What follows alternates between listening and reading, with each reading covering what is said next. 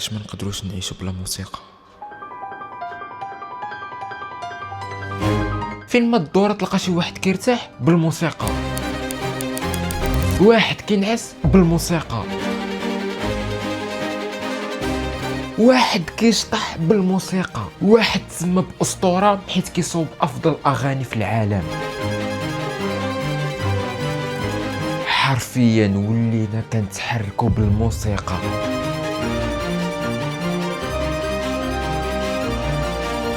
وتكتشف انه الموسيقى مغروسه في الانسان من العصر الحجري، كانوا كيصوبوا شي حوايج وشي الات غير باش يعزفوا على الموسيقى. ما غاديش ندوي على الموسيقى كموسيقيا، ولكن غندوي على شنو كدير لك في الدماغ ديالك فاش كتسمع الموسيقى، شنو كيوقع في الجسم ديالك. واش بصح الراب هو اللي خرب الموسيقى؟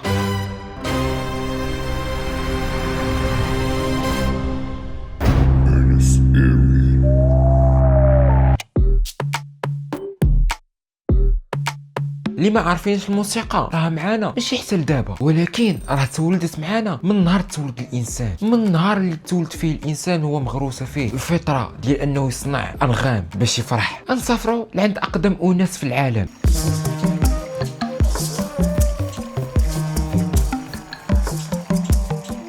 الانسان في ديك الوقيته كيفاش خصك تفرحو؟ الا جبتي ليه الصيد مؤونه ياكلها، فكانت هذيك هي المهمه ديالو، يفيق يلقى باش ياكل. فعليها هذا الانسان الا صيد شي حاجه واعره هكا، حيوان مقمح يبقى غادي وصافي هكاك هو صافي صيت كيمشي بحالته بحال ما وقع والو. لا، كان كيشطح وكيفرح وكيغني بالغوات، ديك الغوات ديالو كيغني.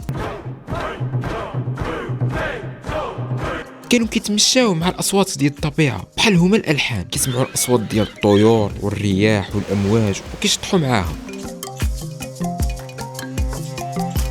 فهمتيني؟ يعني كيصنع الموسيقى بالطريقه ديالو. كان كيتجمع هو والقبائل ديالو فاش هكا كيصيدوا شي حاجه واعره بزاف، كيجيو كيبقاو يضربوا حجره مع حجره، زعما راه اللحن انستري، ولا كيصوبوا داك البوق من الكروند ديال شي حولي، كيبقاو يدندنوا ويغوتوا هكا، زعما راه احتفال. يعني شنو نستنتجوا من هذا الشيء كامل؟ هو انه الانسان منذ الولاده ديالو هو في الدم ديالو يحتفل بشي حاجه سميتها الانغام، ويصنع الالحان باش يفرح. ضروري كاينين شي وحدين غيقولوا لي انس انت كنتي معاهم، كيفاش عرفتي زعما راه كانوا كيضربوا وكيطبلوا كذا؟ ياك ما انت هركاوي بحالهم؟ لا، ما نسمحلكش تقول لي هركاوي بعدا اول حاجه، واخا ما قلتيها ليش. لا نسيت، تقول لي انت هو شروقات، فهمتيني؟ الناس اللي في الاجيال الاخرى مورا داك الجيل لقاو بقايا ديال الالات اللي مصوبينها الانسان هكا يدويا، بحال الطبل، المزمار، الناي، كانوا كيجيبوا عود كيثقبوا فيه وكيبقاو يصفروا فيها. هنا قالوا انه لاش الانسان غيصوب هادشي كامل؟ اش غيدير؟ غيتعارك به، غيصيد به؟ لا، يعني يصوبهم باش يحتفل بهم. فتخيل الانسان في القديم الزمان كيعذب راسو باش يصنع هاد الحوايج غير باش يحتفل بهم. اما دابا راه غندوزو في الوقت وغنشوفوا الفراعنه شنو كانوا كيديروا. شنو كانوا معروف على الفراعنه؟ كيعزفوا بالناي في المعابد ديالهم، زعما باش يتقربوا من الالهه ديالهم. هادشي اللي كانوا كيقولوا. تخيل باش يتقربوا من الالهه ديالهم كانوا كيصنعوا الموسيقى. اما الحضاره ديال البلاد ما بين النهرين، سميه اول مره كتسمعوها. هاد الحضاره جايه في العراق وسوريا، في دوك الجوايه هادو راهم الطوب، حيت هما اول وحدين زادوا على دوك الموسيقى الكلمات والنوطات. فهمتيني؟ ما بقاش غير هكا الحان، شعر، بويم. هاد الموسيقى والكلمات كانوا كيطلقوهم في القصر، زعما راه قصر راه الهيبه، يعني هادشي ما خصوش يتسمع في اي بلاصه. وموراها غتبدل المفهوم ديال الموسيقى، ولات غير حاجه ديال العزف باش يفرحوا بها الناس وكذا، ولاو كيدخلوا فيها العلم. كندوي لك على الحضاره اليونانيه.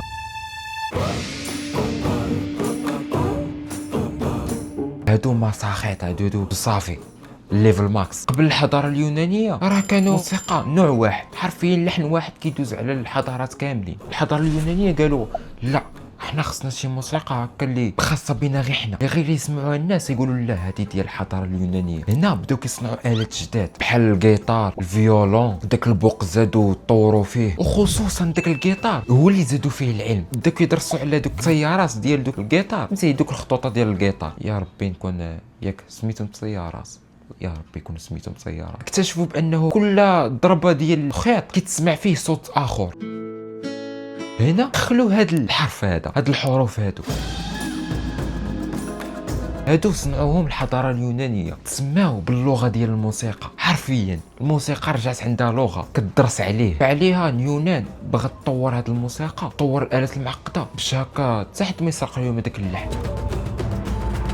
وشنو ما اكتفاش غير هنا، ومشاو عاوتاني بعيد، حيت واحد النهار واحد منهم كان كئيب ما عجبوش كاع الحال، والانسان في ديك الوقيته على بالو انه الموسيقى دارت غير باش يفرح بها الانسان، فشنو بغاو يخرجوه من ديك الكآبه ديالو، فهمتي؟ بس عزفوا له واحد الموسيقى، واحد اللحن زوين. There's a happy child at home. There's a happy child at home. In my memory I could see. شنو قال لهم خونا؟ عاود صوب لي هذا اللحن هذا، حيت زاد لي الاكتئاب. هنا اكتشفوا بانه الموسيقى ما دارتش غير على الفرح، راه الموسيقى كتحكم في اي مشاعر ديال الانسان، اي شعور حسيتي به راه الموسيقى تقدر تتحكم فيه. تكون كئيب الموسيقى تزيد من الكآبه ديالك، تكون سعيد الموسيقى تزيد من السعاده ديالك. فاش اليونانيين عرفوا بانه كتحكم حتى في المشاعر، هنا قالوا شنو؟ راه اي واحد كيصدر صوت يقول صوت راه كيغني. حيوانات حتى هما كيغنيو.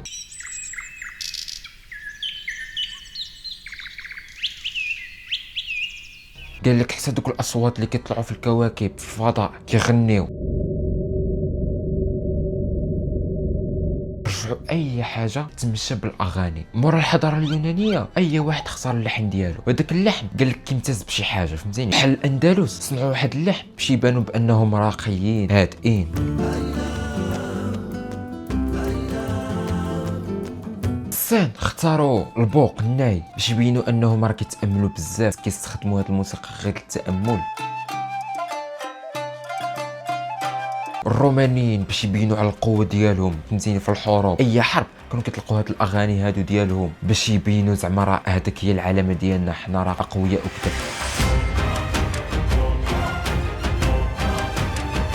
عارف جاكم الملل كندوي على الحضارات القدام ونسيت السؤال الاهم، ولكن انا ضروري قلت لك هذا الشيء باش تفهم انه الموسيقى راه مغروسه في بنادم من الحضارات القدام. دابا غندخلوا الصح، واش بصح الموسيقى خطر على الانسان؟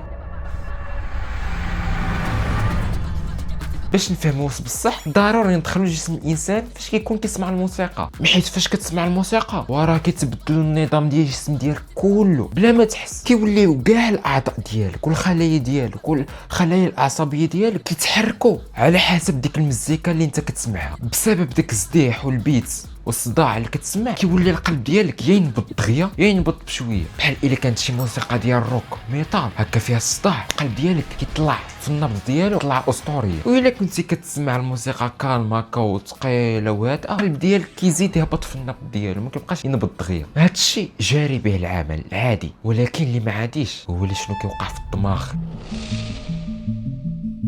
والدماغ التركيبه ديالو كامله ديك الوقيته كيولي مركز غير على ديك الموسيقى، ما كتولي تفكر في حتى حاجه، حيت في الدماغ كاينه واحد المنطقه سميتها القشره السمعيه. هذه ناري راه غير كتسمع الموسيقى، ديك المنطقه اللي في الدماغ كتولي تمشي مع ديك البيت والزدحه، بحال هكا شي طلعه في الموسيقى كشي زدحه يلا تقرب هكا تبدا ديك القشره السمعيه، ديك المنطقه كتكون عارفه بلي راه غتجي ديك الضربه، فكتوقع دغيا قبل اصلا ما كتبدا ديك الزدحه. فهي شنو كدير؟ كترسل الدوبامين بزايد، حيت هي كتكون عارفه بلي انه هاد الزدحه راه جايه في هاد الوقت، وكتخلي الدماغ كله كيفكر في ديك الزدحه اللي جايه، فعليها كيعمر الدوبامين الجسد كامل حتى كتوصل ديك الزدحه وكتفوتها على الدماغ عاوتاني كيولي في الحاله الطبيعيه ديالو. وكذلك في الزدحه الجايه، تخيل هاد الشيء كامل كيطرا كل زدحه كتزدح في الموسيقى، البيتس الزدحه ولكن جايه مع الزدحه، فتخيل كيبقى يضيع الانرجي كامله على قبل ديك الزدحه يتوقعها فوقاش غضرب فوقاش ما غضربش. ونزيدك دوك الزدحات راه قبل ما توصل راه الدماغ كيولي كيصيفط الاشارات للعضلات ديالك باش يتحركوا مع ديك الزدحه، فهمتيني؟ فتخيل بلا ما تحس الدماغ كيقول ليدك لا تسناي ما تحركيش دابا حتى هي دابا جايه الزدحه، يلا دابا بداي، وقف وقف وقف صافي صارت الزدحه، عاود هي دابا جايه الزدحه، يلا سيد بدا وكتبقى هكا. وتخيل انت كتضيع الانرجي كامله في كل زدحه.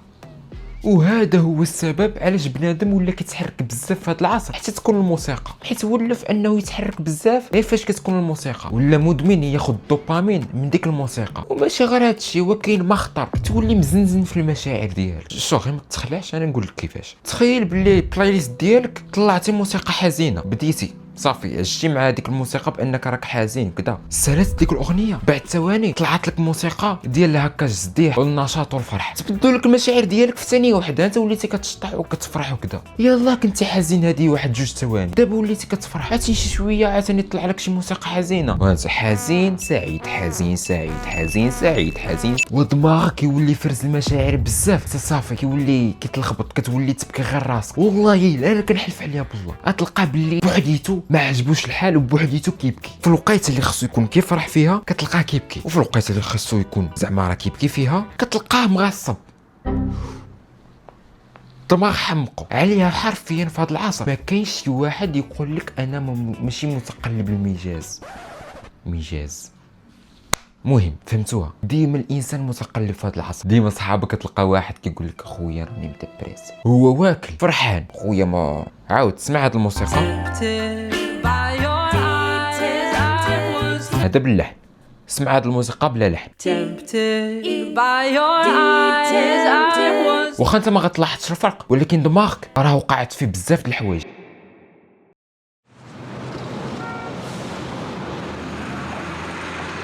اجيو نبقاو في العصر ديالنا، حيت في هذا العصر بان نوع جديد من الموسيقى تبدلت بزاف، حيت ولاو كيدخلوا فيها حاجات اخرين شويه اللي هو الراب. Lately I've been feeling like the PE logo in the crosshair scope because of my promos, but really it's because of my dope shows. Even haters admit it, Nitro got dope flows.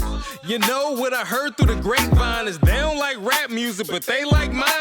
Yeah, I hear this type of thing all the time. I'm the exception to the rule. I don't argue. الموسيقى قبل الراب كانت معروفة غير بالكلمات الحنينة، الحب، القوة، عدم الخيانة، الصداقة. هنا جاو شي امريكانيين سود، حيت كانوا كيتعرضوا للعنصرية بزاف من قبل الامريكانيين البيض، كانوا كيقولوا لاش حنا ما نرجعوش الموسيقى فيها تخسر الهضره، فيها الحريه ديالنا، يمكننا نعبروا كيف ما بغينا. وشنو غيوقع؟ اش غيطرا كاع الا درنا يعني ندخلوا فيها هاد الموسيقى تخسر الهضره وهاد العصابات وهاد المخدرات، داكشي اللي كنعيشوه في الواقع بصح. هكا نصنعوا شي ستايل اللي الموسيقى يقدر يغنيها اي واحد يقدر يغني هذاك النوع من الموسيقى. ما مهمش يكون عندك الصوت زوين، المهم هو توصل لنا داك الواقع اللي كتعيشو بواسطه الموسيقى اللي ولات كتسمى الراب.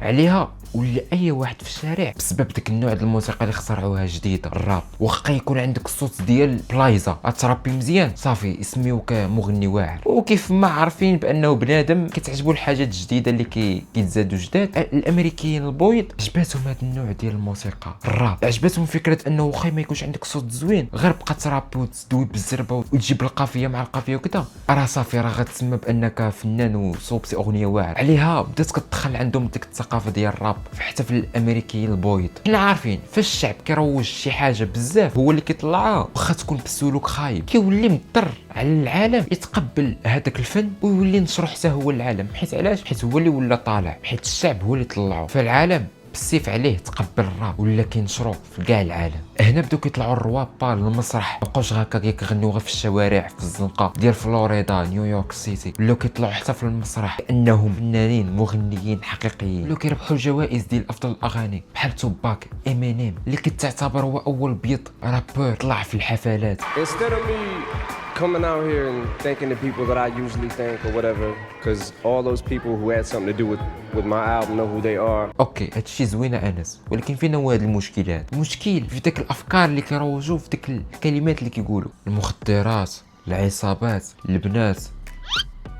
فرحت واحد شويه حيت حاليا وليت كنشوف بانه الروابا ولاو كيبعدوا على تخسر الهضره، ما بقاش ديك الموسيقى اللي تخسر الهضره. الا بغيتي تكون راب خصك تخسر الهضره، ولا يمكن لك هكا كاين راب اللي ما تخسرش الهضره فيه ولا تحرض على المخدرات وكذا، تهضر على الصداقه، تهضر على الحب، تهضر على بزاف على الشيء الاكتئاب، كتهضر على هادشي. ولا دابا حاليا بزاف هادشي ولا طاري عليها بسبب الراب، ولا كل شيء يقدر يغني، اي واحد كيغني تقدر تسمع عليه رابور ولا مغني. فقولوا لي في نظركم نتوما واش بصح كتظنوا بانه الراب خرب الموسيقى؟